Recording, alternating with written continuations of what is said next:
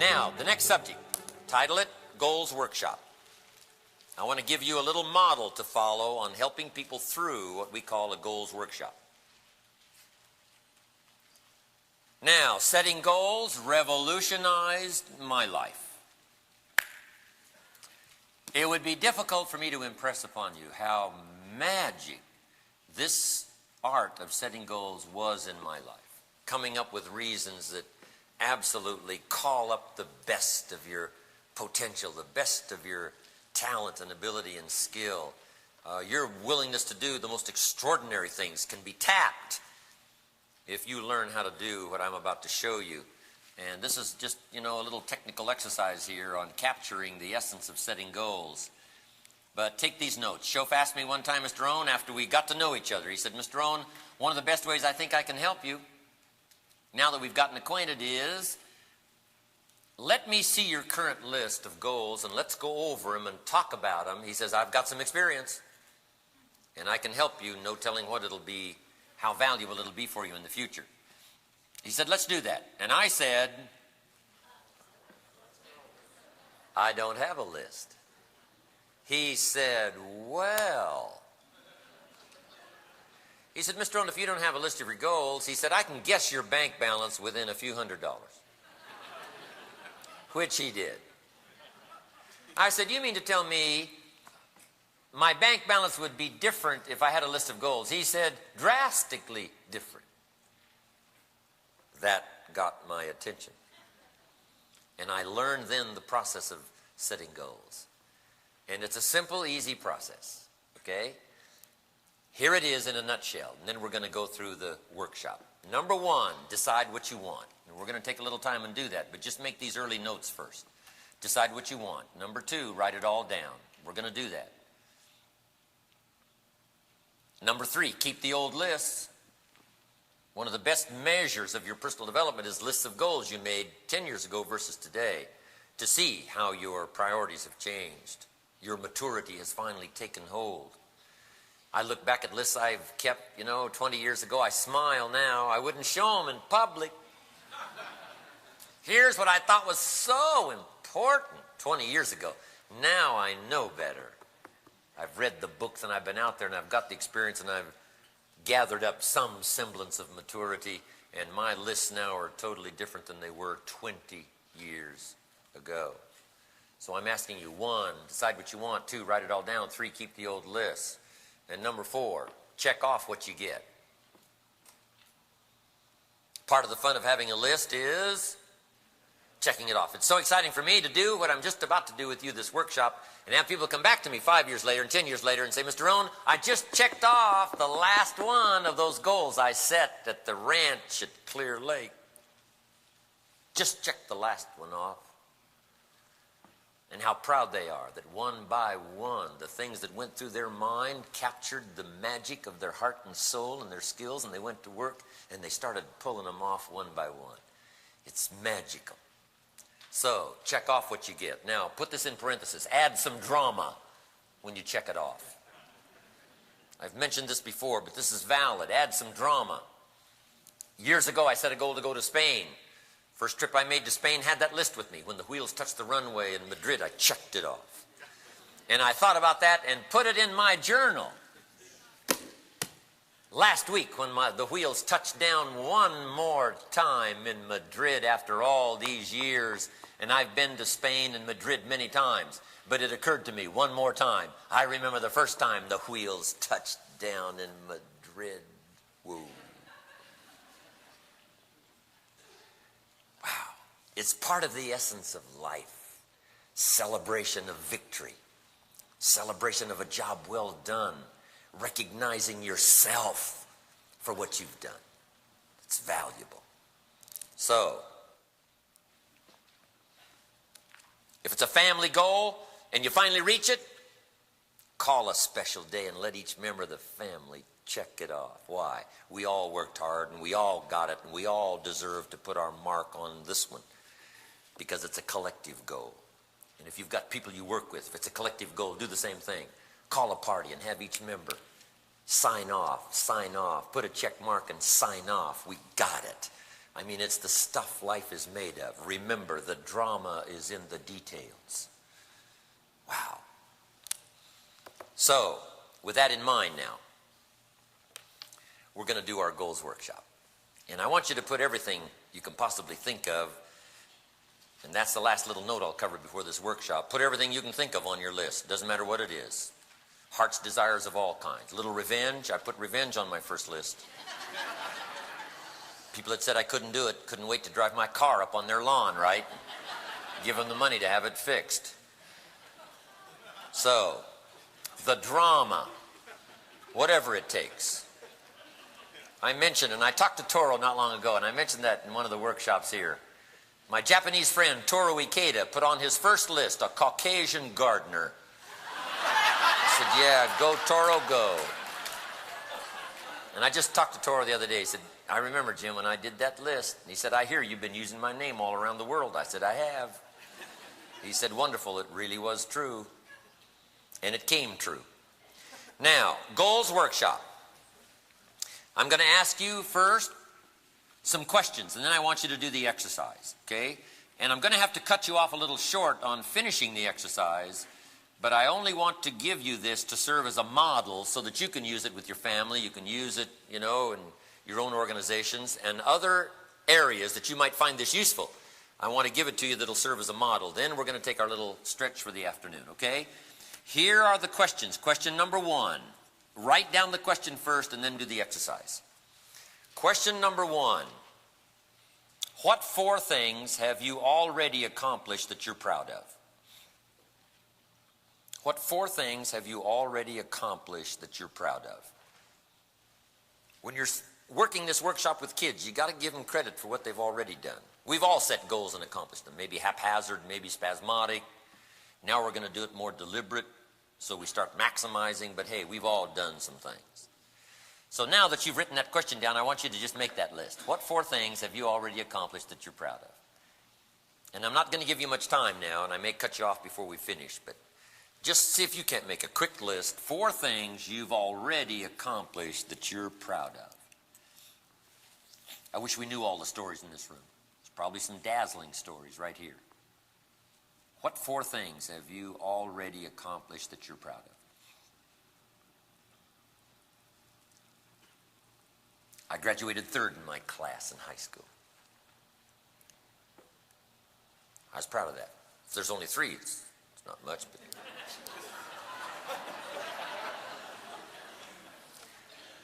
There was more than 3. What 4 things have you already accomplished that you're proud of? Okay. Now, I've told you I'm going to cut you short now on this because you can finish it later, okay? And when you do it with people and you've got a lot more time than we've got today, then you can, take all the time you want to, go through this. Here's the second question, and this one's going to take a little time now. Write down the page. I want you to make this list, and here's the question. What do you want in the next 10 years? Jot that question down. What do you want in the next 10 years? And now write down the page, not side by side, but one under the other, because we're going to do something with this list when you finish. One under the other, as many things as you can think of that you want in the next 10 years. Now, not what you think you can get. This is what you want. If it all fell into place and everything came true, what would you take in the next 10 years? And I want you to write as fast as you can. Abbreviate where you can. Write down the page as many things as you can think of. Big things, little things. Things not too far away, things way off in the distance. What do you want in the next 10 years? Just as fast a list as you can possibly make. One under the other.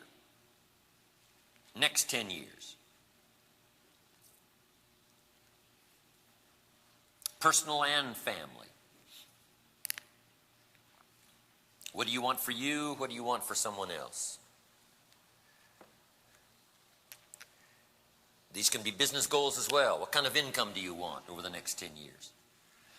What kind of recognition would you like to have over the next 10 years? What kind of skills would you like to develop over the next 10 years? Everything you can think of over the next 10 years. What kind of health do you want over the next 10 years? Habits you'd like to change. 10 years.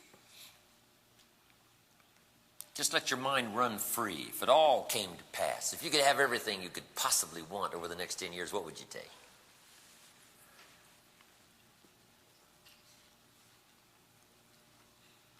The residences you want to acquire the next 10 years. Properties, cabin in the mountains, home on the beach. A library second to none. Where would you like to go the next 10 years? The trips you'd like to take, the cities you'd like to visit.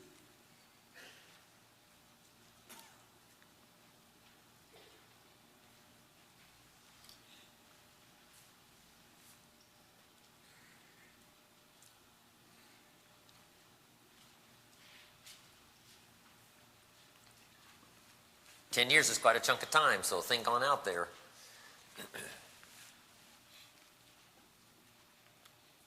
Gifts you wish to bestow. If you had plenty to share, who would you share it with? What projects would you support?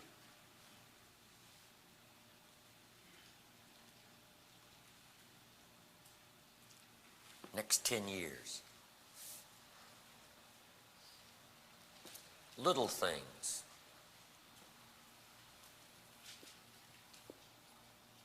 Experiences you want to have. Parachute out of an airplane. Play in a rock and roll band.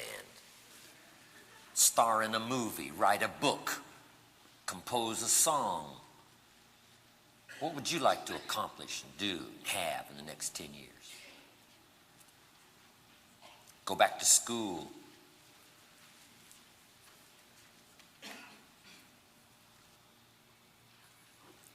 If something's terribly private, put it in code so nobody can figure it out if this list gets lost. Revenge you got to put in code. I had budget finance on my first list. Harassed me about being behind. A new look, a new wardrobe. Whatever. It can be small, it can be big. It doesn't have to just be big major things, little things. Just make as long a list as you can. A couple more minutes here. See how many things you can crowd in on your list. And for your family that isn't here, what would they want? Put some of those things down. Some of the question is, what do we want? What do I want? What do you want? What do we want? The people you'd like to meet.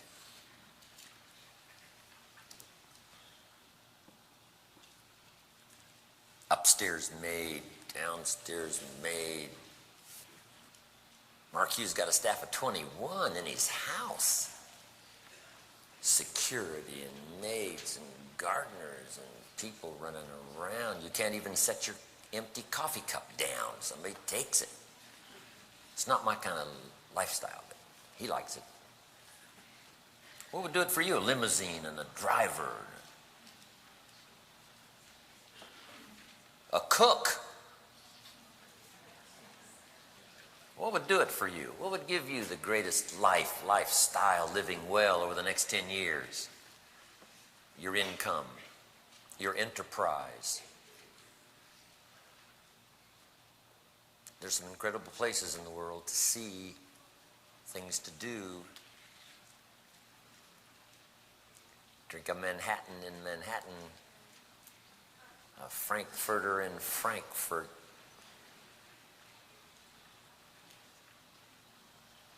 Manhattan clam chowder in Manhattan, Boston clam chowder in Boston.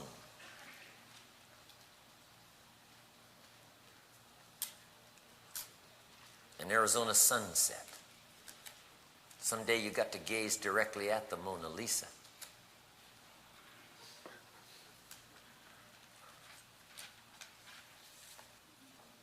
Walk the streets of old Prague, Czech Republic. Okay, now I'm cutting you a little short now. As you can see, you can take plenty of time. Now, if you got plenty of time, let people make a list of, you usually have them make a list of 50 or more items. I don't know if anybody's got 50 or not, but anyway, we've got plenty to work with. Now, here's what I want you to do now with this list. The next exercise, I want you to look at each item and give it a 1, 3, 5, or a 10. Look at each item and say, that's about a 1, that's about a 3, that's about a 5, that's about a 10-year goal. Right, doesn't have to be exact, just, ballpark. Look at each item and say, that's about a 1. I think I can do that in 1. That's about a 3. That's about a 5. That's about a 10. So give each item a 1, 3, 5, or a 10. Now when you finish and you've given each item a number, then make a little tab list. How many 1s, how many 3s, how many 5s, how many 10s. Just go through and count them all. And make a little list. How many 1s, 3s, 5s, 10s. This is a valuable workshop. I'm telling you, I've done it now for about 24, 25 years in this manner, and people have gotten incredible results all around the world. Okay, now will somebody about out here in the center volunteer me your tabulator list? Yes, how many 1s? 3 1s. How many 3s? 5 3s, 5s. And 6 10s. Thank you very much. 6 10s is a bit unusual. Did anybody notice you didn't have any 10s? A lot of hands go up. Isn't that interesting? Now, only what? How many 1s? 3? See, that's a little unusual too. How many had more than 5 1s? Almost everybody. So, isn't that interesting? Now, here's what this means. He's thinking a little more long term, and you that raised your hand and said, I got, a lot more 1s, are thinking more short term. But now let me give you the clue. You got to think short and long term. Short term, because we always need some projects to go, the next one, the next one, the next one. Then you got to think a little longer term, so that when you finish some goals, you got some more to go to, some more to go to. That's what keeps my father alive. He's got so many goals. I mean, it's like George Burns. He's got to keep going till he's 100 because he's booked. He's got all this stuff to do and all this stuff to accomplish, places to go and people to see. That's the key. When the early astronauts from America went to the moon, some of them had psychological problems when they got back. Because the question is, now where do you go? After you've been to the moon, I'm telling you, it's a big question. So here's what they learned to do later. They learned to make sure that the astronauts had plenty of things to accomplish and projects to go for after they got back from the moon. And you got to do the same thing. Especially if you accomplish an extraordinary goal. You got to have some more now to take its place, take its place, take its place as you move on out there for the rest of your life. Never leave yourself uninspired in the art of accomplishment. Never leave yourself uninspired. There doesn't need to be any weak points here in your life. Some more goals to go for as soon as some are accomplished. So that's why without any 10-year goals, it means that you're thinking more short term, which is okay. But now stretch your imagination on out there. 15 years, 20 years, where would you like to be? The reputation you'd like to have, the enterprise you'd like to preside over. Okay, this is a valid point. Now, here's the next project. I want you to look at the 1-year goals and pick out the 3 most important. Now, if you've only got 3, that's easy. Now, look at your 1s now and identify the 3 most important of your 1s. Now, as soon as you've identified the 3 most important, here's the next question. Just start the paragraph. Why? Why did you identify those 3 as the most important? Just start a little paragraph, why? Just a sentence or 2 is all we've got time for. You can finish it later. When you work with someone, this you might take some real time on. Why? Because the why is so important. So just start a sentence or 2 on why you picked those 3 goals as the most important of all your 1s.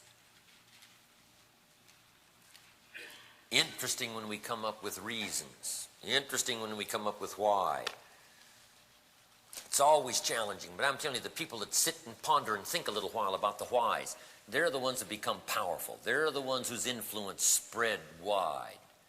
They're the ones who are almost irresistible in their appeal to a project or an opportunity or to appeal to someone's senses. I'm telling you, these are the people who have sufficient reasons beyond ordinary, beyond average, beyond mediocre, beyond survival, beyond hanging on. Which reasons are important to you and why? Okay, here's the next question. You can finish that one later. I'm just wanting to give you the model for this workshop. Here's the last question, and then I've got some follow-up notes, and then we're going to take a stretch. Here's the last question. What kind of person must I become to achieve all I want? Just jot that question down, and I'll give you the time. We're not going to work the exercise. It'll take a little too long. But this is a valid question now. What kind of person must I become to achieve this list I've just made? To achieve all I want, what kind of person must I become? And then the exercise is to write a little paragraph to start with. And you can carry on at another time. In fact, you might just start the sentence. What kind of person must I become? See if you can think of a sentence right now to just start that paragraph. Because now we've reached the heart of the matter of explosive growth like you've never seen before if you catch the essence of this. Okay, now that you've started that sentence, I want you to take the rest of these notes. When the why is strong, the how is easy. And that's why we've took a little time here to work on the why. Setting goals is part of the why. When we talk to communication, we say, well, why do you want to learn communication? There's no use going through the books and, picking up the phrases and, endeavoring to develop these extraordinary skills if you haven't got a good place to use them. Why? When the why gets big, the how gets small. I mean, the how is easy. All of you said for a $50,000 cashier's check, you wouldn't need any training. Your own mind is a miracle enough to pull off some extraordinary things if the why gets big enough.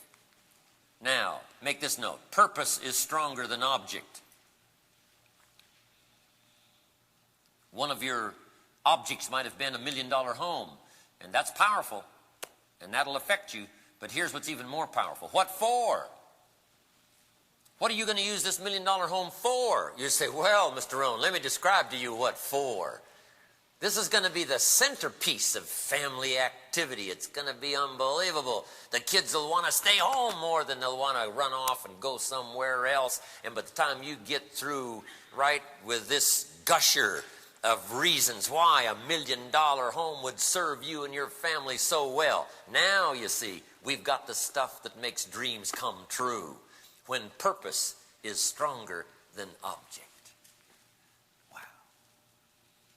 Here's a good question. If you had $1 million, what would you do with it? See, what you would do with it is more powerful than the $1 million. $1 million is $1 million. It's the entry in a bookkeeping system. It's some marks on a page. It's some, dirty bills in a bank. I mean, what is $1 million? I'm telling you, it's not that much, but what $1 million could buy and what it could do and the gifts you could bestow and the places it would take you and all of the stuff, see, that's what's important. What you would do with it. So sometimes you say $1 million, but then you work back and say, here's what for. Then it's the what for that becomes your purpose rather than the object of $1 million. Now, here's the next note to make. Set the kind of goals that will make something of you. This is major. Once I caught on to this, I'm telling you, it revolutionized my life. I've never been the same. Set the kind of goals that will make something of you. On my first list of goals, my mentor, Mr. Schoaf, had me set a goal to become a millionaire. Pretty ambitious for a young kid, 25 years old, broke, pennies in his pocket and nothing in the bank. Schoaf said, put on your list, become a millionaire. And he said, here's why. And I thought, he doesn't need to teach me why. Wouldn't it be unbelievable to have $1 million? He said, no, then you'll never achieve it. Here's why. For what it will make of you to achieve it. And I would ask you to make that note. For what it makes of you. That's the reason, the ultimate reason for setting goals.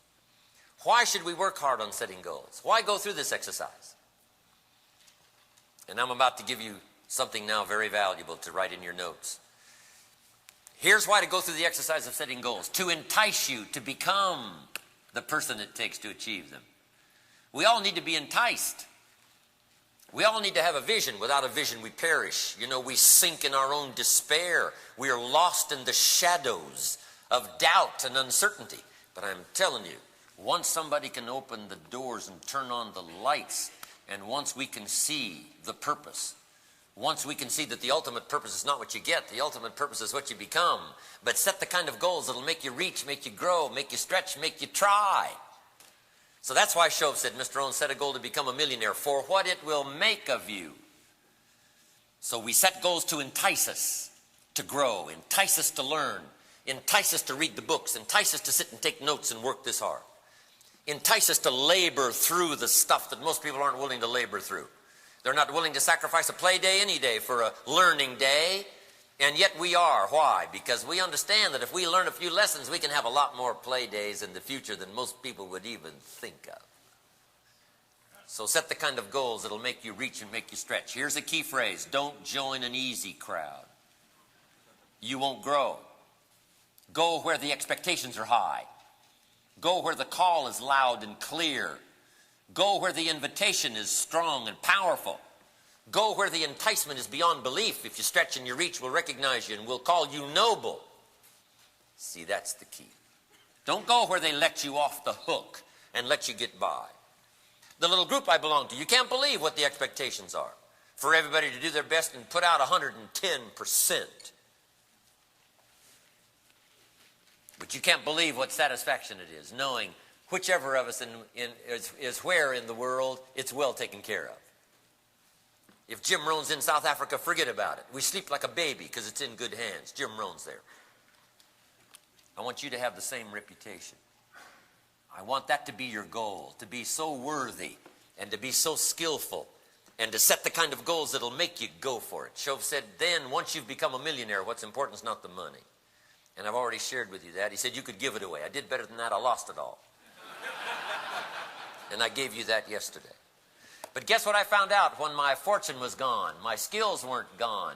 And I put it all back together much quickly the second time than I did the first time. And I've made mega millions since then. I'm telling you, set the kind of goals that'll make you stretch, make you become better than you thought you could. Now, borrow only what you want, as I said earlier under time management. But if you're ready to go for it and multiply your value by 2, 3, 5, 10, this is part of the process. Now, here's number one. Don't set your goals too low. Let yourself off the hook. The guy says, I don't need much. Well, then you don't need to become much.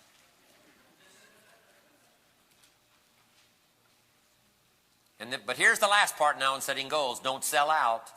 Don't lock onto something that'll cost you your virtue, cost you your principles, and cost you your values. Ancient story said one brother was so hungry, he sold his future birthright to his brother for a bowl of soup. Imagine trading your birthright future for a bowl of soup. I'm telling you, what tastes good in the mouth then turns bitter in the future. Don't sell out. With one sweep of language, the ancient prophet said, what if you gained the whole world and it cost you your soul? Would that be a good trade? And the answer is no, not in the lifetime of a million years. So go for whatever you can reach and stretch and accomplish, but don't sell out. Don't sell out your principles. Don't sell out your dignity. There's plenty that's possible without losing your dignity. That's the key. That's why drugs are so insidious. It grabs a hold of a person's life and makes them what? Sell out. Because it is such an obsession. It is such an all-consuming obsession. It's like lighting a fire that never goes out. Don't sell out. But keep up this process of setting goals. And I'm telling you, you'll stretch and reach things you could never reach before. You'll be capable of walking into situations you never could walk in before. You wouldn't have been welcome before. But you will be able to walk in the most extraordinary places if you just work on this just a little bit. Let it affect your life just a little bit. However much you want it to affect, let it affect. We've got two major subjects to cover before we wrap it up here. The first one is financial independence. And the last one is, we'll talk about some leadership skills. One of the reasons of creating opportunity like this and making it available to all of us is to have a chance to make part of the American dream come true, which I think is financial independence. Now, sometimes we talk about getting rich, and sometimes that's a pretty heavy word. I know I talk to kids in school when I have a chance. How to be rich by 40, 35 if you're extra bright, much sooner like I did, if you find a unique opportunity.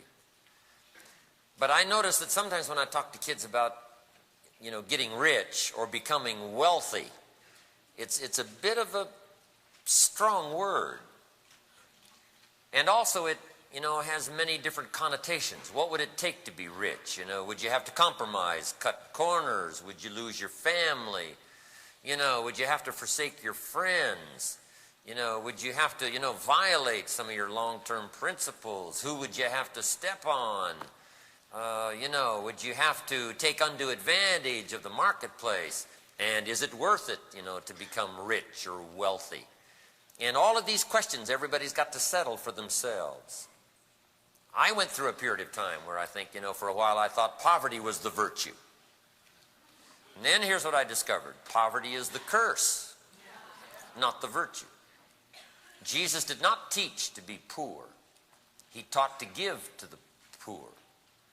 And you've got to be more than adequate for yourself if you're going to give to someone else. But becoming wealthy or rich, everybody's got to work on that as to whether it's okay. Once in a while I hear the expression, money's the root of all evil. But that's not really what it says. Here's how it reads. The love of money is the root of all evil. And any love like money or its accompaniments certainly would be evil in transforming your life into emptiness and not prosperity or not uniqueness. But everybody's got to wrestle with that. I did, and I finally settled it. And here's how I settled it. It's okay if you violate no principle. It's okay if you violate no one's trust. It's okay if it's not accomplished by greed. Greed, we learned yesterday, was going for something at the expense of others rather than at the service of others. But I finally came to the conclusion that it's legitimate to earn a fortune if you render fortunes of service.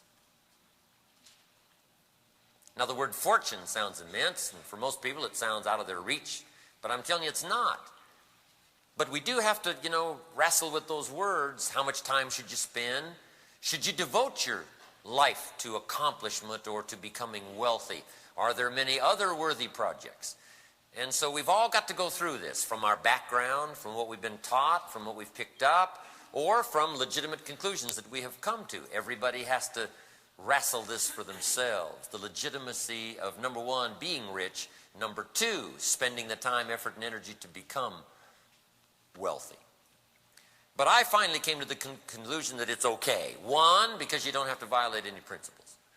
Two, you don't have to lose any friends. Three, you don't have to give up, family virtues, spiritual values. You don't have to do that. Then I also read Old Testament where it says we should devote 6 days to labor and 1 day to rest. Now, if you get a little too lopsided on that, I know some people believe in spirituality a bit to the extreme.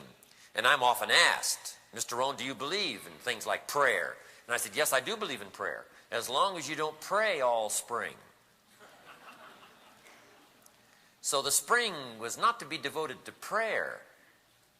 But the biggest part of the spring was to be devoted to labor. Then I've also got an interesting question if we're talking about the morality of it. And here's the question. If you could do better, should you? Because sometimes people use maybe their spirituality as an excuse, right, for not laboring hard.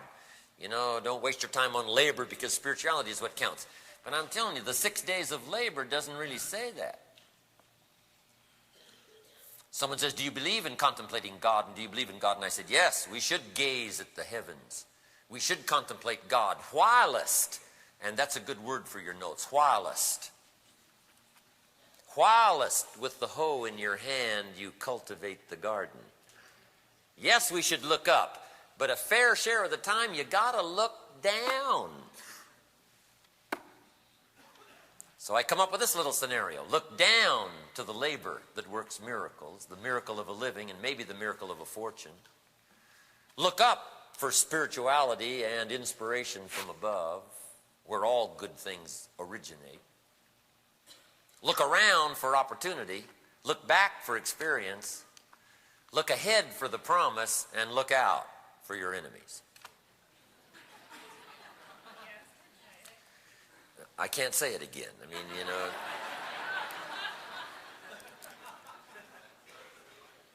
So, but everybody's got to sort of settle that.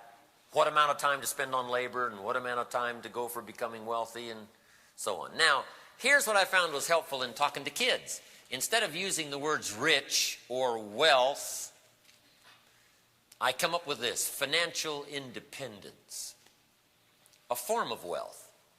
And I found that a little easier in concept for kids to grasp, and maybe it's been easier for me to grasp, and that is the legitimate opportunity in America, especially a democracy country, to become financially independent.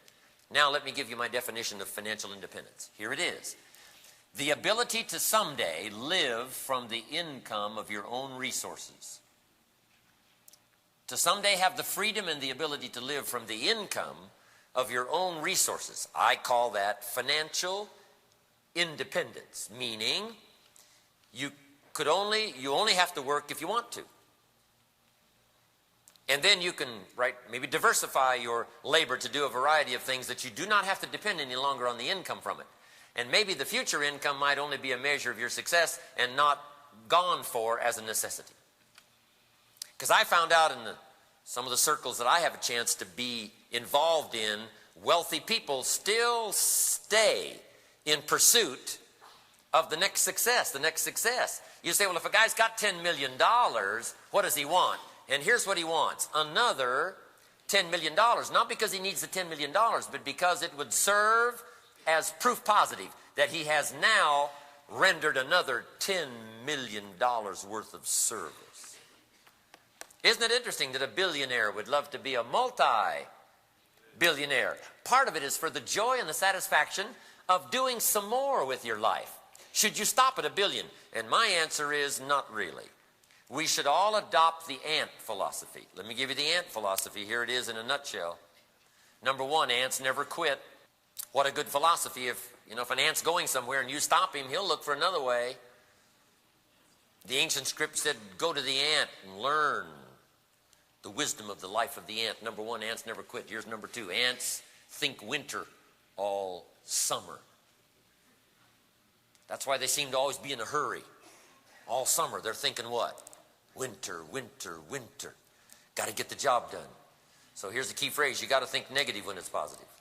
Don't get faked out and think positive when it's positive. The ancient script says, in the summer, don't build your house on the sand. Why would we be cautioned not to build our house on the sand in the summer? Because it's easy to get faked out by blue sky and fleecy clouds. No, you got to think storm in the summer. You say, well, what if there is no storm? Then you got to conjure up one. Or find somebody that's been through one and say, would you scare me to death sufficiently with one of these storms you've been through so that I won't get faked out by the summer and build my house on the sand instead of searching for a rock? So be like the ant. Think winter in the summer. Now here's number three. Ants think summer all winter. I'm sure all winter long ants say, this won't last long. We'll soon be out of here. How long could a winter probably last? There's never been a double winter. Hey, any of us can make it through the night. Why? There's never been a double night. Come on, a night can only last a few hours, and sure, the sun will rise. An opportunity will present itself one more time. So you got to think positive when it's negative, and then you got to think negative when it's positive. Now here's the last one. How much will an ant gather during the summer to prepare for the winter? And the answer is very clear: all he possibly can. And I'd like to have you adopt that as part of your personal philosophy. All you possibly can. How many people should you see? As many as you can. How much should you earn? As much as you possibly can. How valuable should you try to be in the marketplace? As valuable as you possibly can, based on your own wishes and desires. How far should you go? Shof told me, as far as you can, Mr. Rohn. How many skills should you develop? As many as you possibly can. How much should you share of your life's treasure? As much as you possibly can. Why not live life to the max? See what all you can do and how far you can go and how many friends you can make and how many books you can read and how many backup skills you can learn and how valuable you can be to the marketplace and to your family and to your friends and the people you care about. I'm telling you, that's the very essence of life. to see if we can't reach the max of our potential. I'm asking you to strive for that. Now, see, this is part of it here. You know, how much financial security should you go for? Answer: as much as you possibly can. Why not maximize your talent? Why not maximize your time? If you could do better, why not? Now, as we mentioned earlier, you've got to be the chooser here. Because only humans have the dignity of choice to be all or to be part of. But my suggestion is simply from my own personal experience and for the gift of what it gives you, for the self-esteem that's created, for how you feel about yourself beyond belief, it's better, my opinion, to see if you can't reach and stretch and grow and develop as much as you can. But now, with that all said, financial independence is a worthy goal. It's a heritage for all Americans. Every democracy, it's the heritage to start with nothing and become something. To start with pennies, and number one, be so valuable you earn a fortune. And number two, the wise use of all of your resources to secure your fortune for the future. All of that's possible, especially in a democracy. The books are available and the classes are available. Seminars like this are available. Voices are being sent out over the airwaves and the television waves and the satellite waves constantly. And the people that don't tune in, that's their fault. The people that don't read, that's their fault. People that don't take notes like you, I'm telling you, that's their fault. Their weakness will be of their own choosing. Their weakness will be of their own demise. And I'm asking you not to let that happen to you. So, now that I've said all that, how do I get off on all this stuff anyway? With an audience like this, it's easy. But you've got to settle it.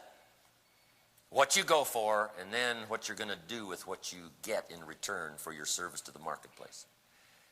But I would suggest that you go for becoming, as early as possible, financially independent.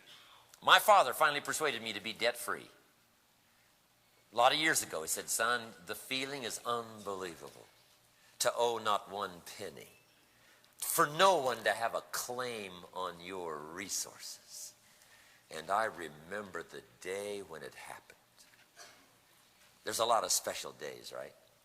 I remember the day I became a millionaire, when my assets finally totaled more than $1 million. I remember the year I earned $1 million in 1 year. Wow. Special occasions. But I'm asking you now to give consideration to becoming financially independent. Here's what I teach kids. Do what you have to as quick as you can so you can do what you want to as long as you can. And that's the essence now of financial independence as soon as possible. Shoaff talked to me about the money question. He said, "Mr. Rohn, you know, see if you can't become financially secure and financially capable as quickly as possible. Get money out of the way as quickly as possible so you can get to the rest of your problems in style." I bought into that.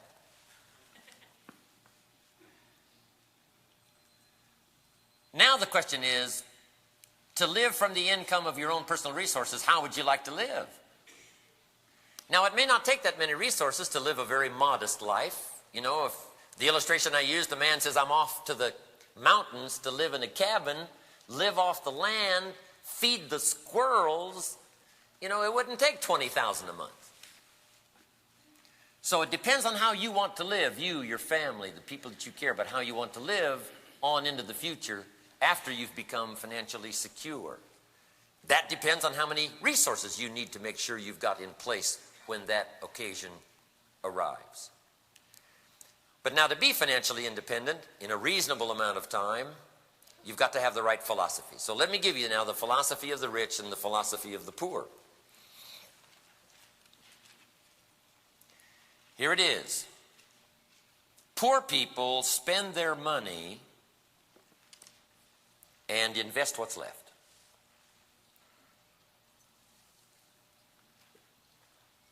And I'm sure you've already guessed the rest, right? Rich people, here's their philosophy. Rich people invest their money and spend what's left. And here's what's incredible. The difference is not the amount. The difference is the philosophy. So first of all, to be financially independent, you've got to adopt the right philosophy. You can have all the activity in the world, but unless you have a refined philosophy, the activity yields you not very much. But if you've got a sharpened, definite, philosophical plan for financial independence, it doesn't take that long to acquire it. You'll be on the road in short order.